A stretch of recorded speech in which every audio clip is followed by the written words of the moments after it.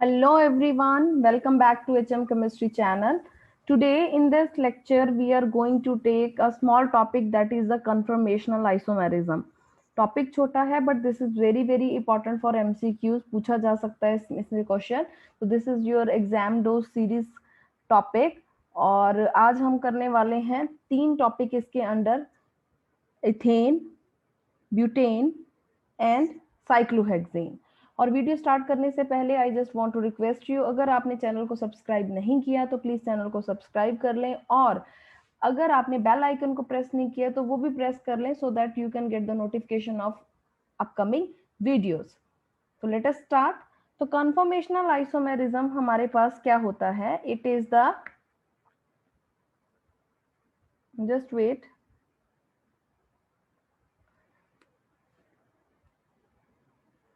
Yes तो conformational isomerism हमारे पास क्या होता है? The conformational isomers are the isomers which originate by the rotation of carbon carbon single bond। जब कार्बन और कार्बन सिंगल बॉन्ड की रोटेशन करते हैं और उस टाइम आपके पास डिफरेंट अरेंजमेंट्स जो आती हैं, okay, we get the different arrangement by rotating carbon carbon single bonds, so they are known as conformational isomers and it is also known as rotational isomers because it resonates by the rotation of single bond, carbon carbon single bond, right? तो next जो है हमारे पास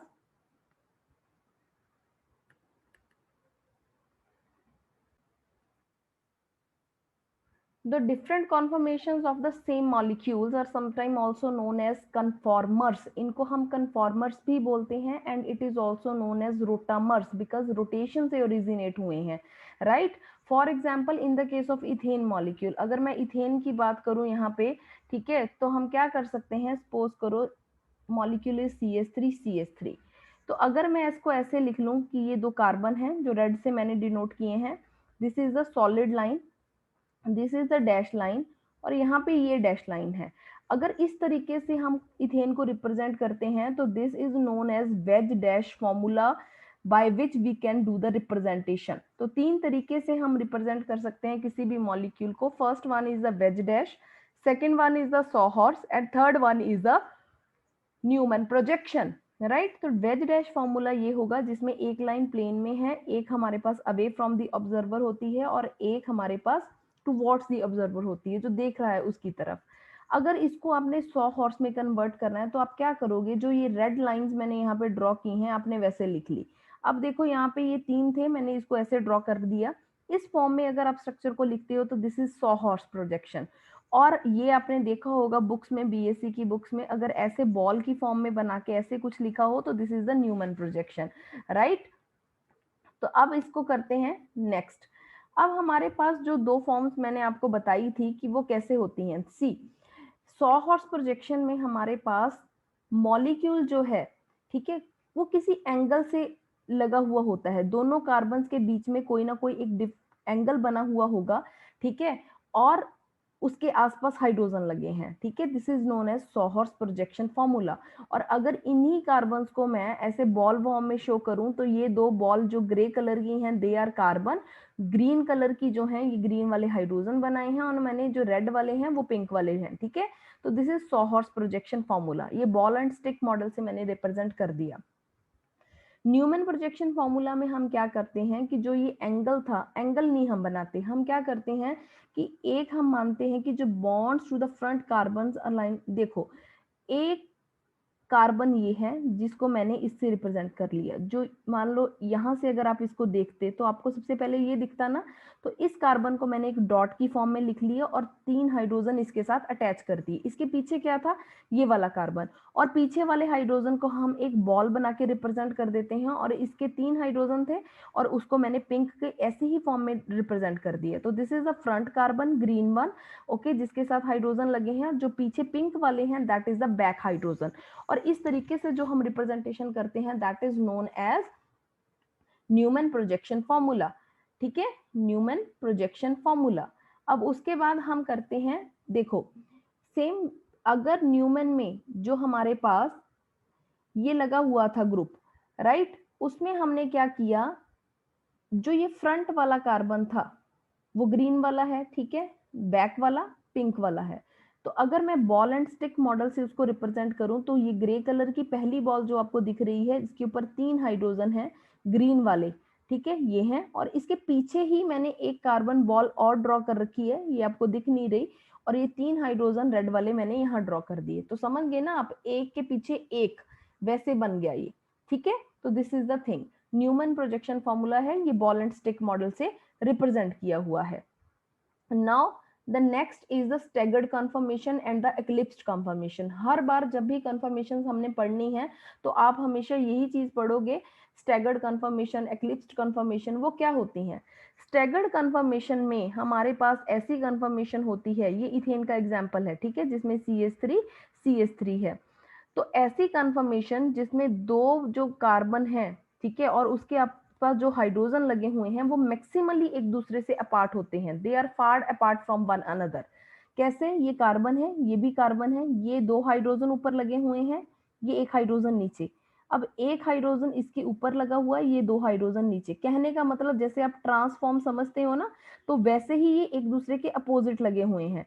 तो इसको अगर मैं सीधा करके दिखाऊं, मान लो इसको रोटेट करके मैंने इसको सीधा करना हो, तो कैसे कर सकते हैं, ये एक कार्बन, इसके पीछे दूसरा कार्बन, और ये हाइड्रोजन एक के लग गए, और इसके ये दूसरे वाले के हाइड्रोजन है।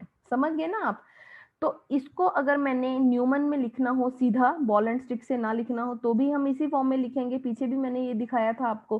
तो this is a staggered conformation जिसमें एक ग्रुप दूसरे से बहुत दूर है। इसमें समझो, बॉल स्टिक में से एक ग्रुप दूसरे से बिल्कुल दूर है, ये दोनों ग्रुप इससे अपार्ट हैं, तो ट्रांसफॉर्म की तरह एक दूसरे से बहुत दूर होंगे, और इस फॉर्म को हम एंटी फॉर्म भी बोलते हैं। This form is known as anti form, right. तो नेक्स्ट जो हमारे पास रहता है, that is the eclipsed conformation। staggered आपने पढ़ ली है, now we are going to do the eclipsed conformation। eclipsed conformation में जो ग्रुप्स होते हैं वो क्लोज होते हैं, they are as close as possible, जितना आप बना सकते हो। मान लो एक हाइड्रोजन इसका ऊपर है, 2 नीचे थे। दूसरे केस में हमारे पास रिवर्स थे, जैसे सिस कन्फर्मेशन होती है ना, ये समझाने के लिए है, this is not the appropriate word, पर समझ जाओगे शायद आप इससे, कि ये एक हाइड्रोजन ऊपर है, 2 नीचे हैं। तो अगर इसको मैं ऐसे रोटेट करके, मतलब इसको ऐसे कर दूं, तो आपको क्या दिखेगा, एक कार्बन के पीछे एक कार्बन, हाइड्रोजन के पीछे हाइड्रोजन, और ये हाइड्रोजन भी एक दूसरे के पीछे दिख रहे हैं। और इसको अगर ऐसे लिखूं मैं न्यूमन प्रोजेक्शन में, ठीक है, बॉल स्टिक को उड़ा दें, तो हमारे पास ये फ्रंट कार्बन, ये वाला फ्रंट कार्बन C1, ठीक है, और इसके साथ 3 लगे हुए हैं, और 3 ही बिल्कुल इसके पीछे हैं। तो this is known as the Newman projection formula. and this conformation is the eclipsed conformation because groups are close to one another, fully मतलब एक दूसरे से चिपके हुए हैं, ऊपर के ऊपर, ठीक है। जैसे 2 पर्सन खड़े हैं, एक के पीछे, हम लॉन्ग लाइन स्कूल में बनवाते थे ना बच्चों की, तो पहला बच्चा जैसे खड़ा है, उसके पीछे दूसरा, उसके पीछे तीसरा, तो आपको एक सिंगल लाइन दिखेगी अगर आप फ्रंट से देखोगे, ठीक है। यू कांट काउंट कि कितने बच्चे हैं वहां पे खड़े हुए हैं। तो सेम एक्लिप्स कन्फर्मेशन में भी ऐसा ही होता है कि हमारे पास एक के पीछे एक ग्रुप्स लगे होते हैं, they are as close as possible, right. तो इसमें हमारे पास ये क्लियर हो गया अभी तक आपको, आई थिंक, ठीक है। तो लेट अस क्लियर दिस। तो now next slide is the staggered conformation and this is the eclipsed conformation, ठीक है। तो अब इसको समझो, देखो ये बॉल एंड स्टिक मॉडल था, इसको थोड़ा सा और इलेबोरेट किया है मैंने कि आपको अच्छे से समझ आ जाए कि ये पहला कार्बन है, सेकंड कार्बन है, ऐसे लगे हुए थे बिल्कुल एक के ऊपर एक। स्टैगर्ड कन्फर्मेशन, स्टैगर्ड में क्या है, एक हाइड्रोजन ऊपर है, इसका एक नीचे है, ये दोनों हाइड्रोजन जो लगे हुए हैं ये ऐसे हैं, ठीक है। बट अगर एक्लिप्स्ड बनानी है, स्टैगर्ड को हम एंटी फॉर्म भी बोलते हैं, जिसमें ग्रुप्स एक दूसरे से फार अपार्ट होते हैं, ट्रांस की तरह, जिसको मैंने बताया था। अगर इसको आपने कन्वर्ट करना है तो आप क्या करोगे, इसको आप फिक्स रखोगे, इस पोजीशन को आप फिक्स रखोगे, और इस बॉन्ड को आप रोटेट कर दोगे। रोटेशन से क्या होगा, ये वाला हाइड्रोजन यहाँ बिल्कुल घूम जाएगा ये, और इस तरह से आपको आ जाएगा। ये आपका जो दिख रहा था, मैं एक बार मेंशन करती हूँ, this is H2, this is H3। अब ये वाला H1 जो था, जो यहाँ पे था, जब ये घूमा तो ये कहाँ आ गया, यहाँ पे आ गया। तो एक के पीछे एक, ठीक है। जब यहाँ से आप देखोगे, आई यहाँ पे रखोगे, तो आपको सिर्फ इसके पीछे एक ही दिखेगा, दिखेगा नहीं, ये इसके पीछे एक, इसके पीछे एक। तो this conformation is known as eclipsed conformation, right. तो now let us clear this and move to the next slide. तो इथेन के केस में जो कन्फर्मेशन हमारे पास आती हैं, they are like the staggered conformation and eclipse conformation. दो ही हमारे पास कन्फर्मेशन होती हैं। स्टैगर्ड में हमारे पास मैंने बता दिया था, जैसे ये फ्रंट कार्बन है, इसके पीछे बॉल वाला दूसरा कार्बन, और ये ग्रीन वाले फ्रंट वाले हो गए, तो इसको बॉल से भी रिप्रेजेंट करके दिखा दिया। इसके पीछे ये है, तो आपको एक ही दिख रहा है, ठीक है। बट ये ग्रुप जो है एक दूसरे से अपोजिट है। इस हाइड्रोजन के अपोजिट ये वाला है, इन दोनों हाइड्रोजन के अपोजिट ये वाले हैं। So this is a staggered conformation because groups are far apart from each other and this conformation is known as anti conformation। 180 degree का एंगल होता है इनमें, ठीक है। अब अगर मैंने इसको 60 डिग्री पे रोटेट कर दिया, 60 पे रोटेट करूंगी तो ये यहाँ पे चला जाएगा, ये यहाँ पे आ जाएगा, ये यहाँ पे आ जाएगा। तो व्हाट विल हैपन, फ्रंट वाले को फिक्स रखा हुआ है, जो है वैसे ही रखा, बट ये वाला रेड वाला घूम के इसके पीछे, ये वाला रेड इसके पीछे चला जाएगा और ये वाला रेड इसके पीछे चला जाएगा। तो ये कंफर्मेशन कौन सी होती है, जिसमें ग्रुप बिल्कुल एक दूसरे के साथ चिपके हुए होते हैं, they are as close as they are, तो they are the eclipsed conformation. Ball and stick model से देखो, पीछे करवा रखा है आपको, एक के पीछे एक दिख रहे हैं, तो this is the eclipsed conformation, right. तो नेक्स्ट स्लाइड, यही मैं बार बार आपको समझा रही हूँ क्योंकि आपको अच्छे से क्लियर हो जाना चाहिए इस यहाँ से। यस, तो ये देखो, ये एक बॉल कार्बन है, ये भी कार्बन है, ये हाइड्रोजन्स लगे हुए हैं, ठीक है। तो इसमें हमारे पास क्या है, ये कार्बन है, ये हाइड्रोजन, ये हाइड्रोजन, ये हाइड्रोजन, ये हाइड्रोजन, तो एक के पीछे एक, ठीक है। तो this is the eclipsed confirmation. यहाँ अपोजिट कुछ चल रहा है, तो this is the staggered confirmation. Veg dash से कैसे समझोगे, ये मेरे पास स्ट्रक्चर है, देखो ध्यान से, ये जो प्लेन में लगा हुआ था इसके अपोजिट ये पड़ा है, तो मैंने बोला था ना कि ट्रांस की तरह दिखता है जो, ठीक है। तो स्टैगर्ड, इसको हमने 100 हॉर्स में कन्वर्ट करना है, तो वैसे ही दो कार्बन लिखेंगे, एक CH3 ऐसे बना लो, और इसके अपोजिट ट्रांस बनाना है ना, इसके अपोजिट टाइप आप ऐसे ड्रॉ कर दो, एक V जो नीचे है इसमें ये V ऊपर से। तो this is a 100 horse projection. और आपने कैसे ड्रॉ करना है, जैसे एक इसको ऐसे ड्रॉ कर लिए, तो इसके अपोजिट, जैसे 1 ऊपर है, ये V नीचे है, तो इसमें V ऊपर और 1 नीचे, ठीक है। तो ऐसे समझाने के लिए मैं ऐसे ही बोल सकती हूँ, because we are far apart from one another, और रिप्रेजेंटेशन के लिए मेरे को ऐसा ही कॉमन लैंग्वेज यूज करना पड़ेगा कि आप समझ पाओ, ठीक है। तो this is a 100 horse projection. अगर न्यूमन में ड्रॉ करना है तो मैंने बोला था यहाँ से देखना शुरू करो, ये आई है आपकी, तो सबसे पहले आपको ये दिख रहा है ना फ्रंट वाला, तो ये फ्रंट वाला कार्बन, और ये बना दिया मैंने। इसके पीछे ये वाला था, तो let us change the colour, ठीक है। अब यहाँ पे मैंने इसको बड़ी बॉल से ड्रॉ कर लिया, इस वाले कार्बन को, ठीक है, जो ब्लू वाला मैंने बना रखा है, तो इसकी V ऊपर थी ना, तो इसका V भी ऐसे ही ऊपर बनाया। तो this is the Newman projection and they are far apart from one another. यहाँ इस हाइड्रोजन और इस हाइड्रोजन का 180 का डिफरेंस है, एंटी कन्फर्मेशन।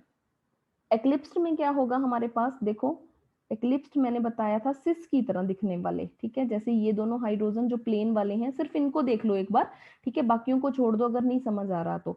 अगर ये सिस हैं तो ये एक दूसरे के बिल्कुल साथ साथ पड़े हैं, ठीक है। तो डैश वेज फॉर्मूला, इसको 100 हॉर्स में कन्वर्ट करना है, तो कुछ नहीं करना, हमने क्या करना है, again I am changing the colour. ये मैंने क्या किया, एक को ऐसे बना दिया। हमें पता है ये सिस की तरह दिखने वाले हैं कि ये वाला हाइड्रोजन और ये वाला प्लेन में एक ही तरफ पड़े हुए हैं, तो इसका मतलब जैसे ये 1 ड्रॉ किया है आपने, तो यहाँ पे ये 1 भी ऊपर आएगा और इसकी V भी नीचे की तरफ ही बनेगी, तो ये 100 हॉर्स प्रोजेक्शन है। न्यूमन में ड्रॉ करना हो तो हम कैसे कर सकते हैं, again I am changing the colour. ये मेरे पास रेड वाला था, ये वाला और ये वाला, एक हमेशा फिक्स करते हैं, दूसरे की रोटेशन कर देते हैं। तो हमारे पास यहाँ पे क्या बनेगा, ये पीछे बॉल बना दी, तो देखो इस V के पीछे बिल्कुल सेम V पड़ी है, तो इसके पीछे एक, इसके पीछे एक, इसके पीछे एक, बिल्कुल they are close towards one another and angle is 0 degree, क्योंकि यहाँ पे बिल्कुल एक दूसरे के साथ ये चिपके हुए हैं। तो this is the Newman projection formula, right. तो आई होपफुली शायद आपको समझ आ गया होगा। तो नेक्स्ट स्लाइड, डाइहेड्रल एंगल, ऐसा एंगल जो दोनों हमारे पास इंटरसेक्टिंग प्लेन्स का क्रिएशन होता है। जैसे एक्लिप्स है, तो एक्लिप्स में क्या होता है हमारे पास कि ये दोनों ग्रुप्स एक दूसरे के साथ बिल्कुल चिपके हुए होते हैं, they are close to one another, बिल्कुल साथ साथ में। तो एंगल जो इन दोनों के प्लेन का बनता है दैट इज 0 डिग्री, और स्टैगर्ड में ये जो एंगल रहता है that is the 60 degree. Okay, तो वही चीज मैंने अभी बताई है, उस एंगल को आप डाइहेड्रल एंगल भी बोल देते हो और टॉर्शनल एंगल भी बोल देते हैं इन सम बुक्स। तो यहाँ पे जो इक्लिप्स्ड में एंगल है दैट इज 0 डिग्री, ठीक है, डाइहेड्रल एंगल भी बोल सकते हो और टॉर्शनल एंगल भी बोल सकते हो। एंटी के केस में, जो anti is a staggered conformation, तो एंगल जो इन दोनों हाइड्रोजन्स के बीच में रहेगा that is 180। And there is one another conformation that is gauche conformation, ये आगे भी आएगी। तो इन दोनों में जो पिंक वाले हाइड्रोजन है इनमें जो डिफरेंस रहता है that is the 60 degree confirmation. तो कहने का मतलब है हमारे पास जो इथेन है वहां पे दो ही तरह की कंफर्मेशन आई हैं, एक तो स्टैगर्ड थी, एक हमारे पास थी एक्लिप्स्ड कंफर्मेशन। तो स्टैगर्ड और एक्लिप्स्ड में हमारे पास दो तरह का डिफरेंस रहता है। एनर्जी का जो डिफरेंस है दैट इज 12 किलोजूल पर मोल, ठीक है, 12 किलोजूल पर मोल एनर्जी। ये वाली जो टिप मैंने बनाई है दैट इज एक्लिप्स्ड कंफर्मेशन। जैसे ये एक्लिप्स थी, एक के पीछे एक आया हुआ है, देखो ग्रीन वन थे और ये पिंक वन था, उसको मैंने घुमा दिया 60 डिग्री पे, ठीक है, इसको रोटेट कर दिया। तो हमारे पास क्या आया, पहले ये एक्लिप्स कंफर्मेशन थी, ठीक है, ये खुल गई, फिर उसके बाद फिर एक्लिप्सिंग में आ गए, फिर ओपन अप हो गया, फिर एक्लिप्सिंग में आ गए, फिर ओपन अप हो गया, देन फिर एक्लिप्स बन गया। तो eclipse staggered, eclipse staggered, eclipse staggered. तो आप खुद सोचो कि जब ये ग्रुप्स एक दूसरे के बिल्कुल पास पास पड़े हैं तो उससे क्या होगा, यहाँ पे रिपल्शन होगी। रिपल्शन होने की वजह से एनर्जी हाई हो जाती है, ये मैंने बहुत बार बताया है कि बिकॉज रिपल्शन क्रिएट अनस्टेबिलिटी, और कोई भी चीज अगर अनस्टेबल हो तो हम केमिस्ट्री में बोलते हैं कि उसके पास एनर्जी ज्यादा है। तो एक्लिप्स्ड वाले की कंफर्मेशन की जो एनर्जी है that is very very high, ये एनर्जी है। और स्टैगर्ड वन है जो हमारे पास, this is staggered one, this is again staggered one. तो अगर आपने इतना ग्राफ नहीं भी ड्रॉ करना तो सीधा आप ये ग्राफ ड्रॉ कर सकते हो जो बुक में है कि this is the eclipsed conformation, this is a staggered conformation, this is a staggered conformation, and the difference is 12 kilojoule per mole, right? So this is all about the ethane conformation. Hopefully you like the video. अगर आपको पसंद आती है video then please like the channel और subscribe करके जाइए और comment में जरूर बता के जाइए समझ आया या नहीं आया, so that I can upload the second lecture of this series.